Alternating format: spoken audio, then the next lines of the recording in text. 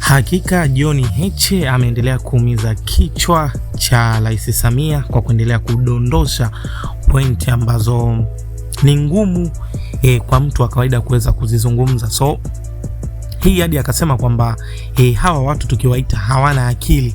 Je, mnafikiri tunakosea? Hapana. Hapa alikuwa akizungumzia issue nzima ya mzunguko wa magunia ya korosho, na akasema kwamba magunia hayo yanaagizwa kutoka Bangladesh, ili hali Tanzania tulikuwa na viwanda hivi.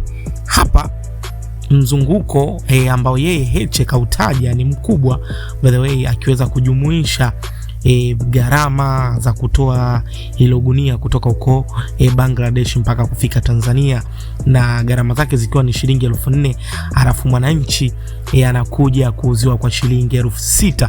Kwa hiyo bwana akazungumza vitu vingi sana, facts kama ambavyo amekuwa akizungumza John Heche kwa utashi wake wa maneno mazito, na katika kipindi hiki amekuwa akitoa nondo juu ya nondo. So mimi sio mzungumzaji sana, tumsikilize mwenyewe John Heche akiweza kupita kwenye hiki alichokuwa akikizungumzia kuhusu korosho na bei ya gunia.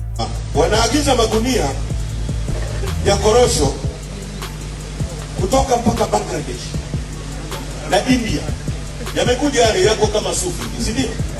Kwanza yale magunia hayatunzi vizuri korosho.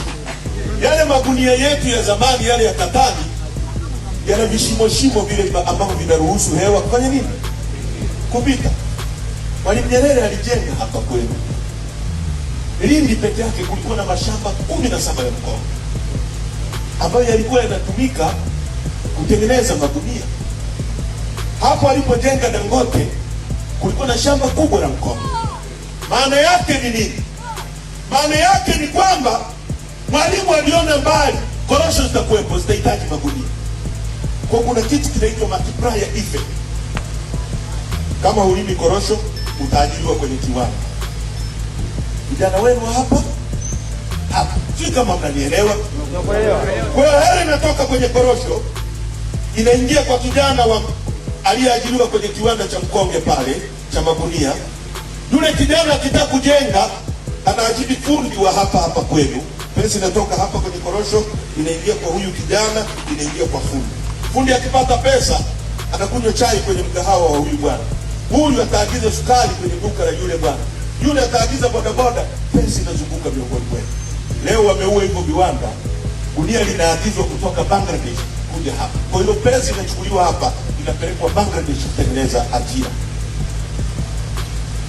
Wakati vijana wetu hawana nini? Tukisema hawana akili, tunawatukana, tunasema ukweli. Tunasema ukweli, tunawatukana. Serikali imewashinda kuendesha. Tunaelewana vizuri? Haya, tutoke hata kwenye magunia. Gunia linafika freight. Na mimi nataka ni challenge hapo kama wapo.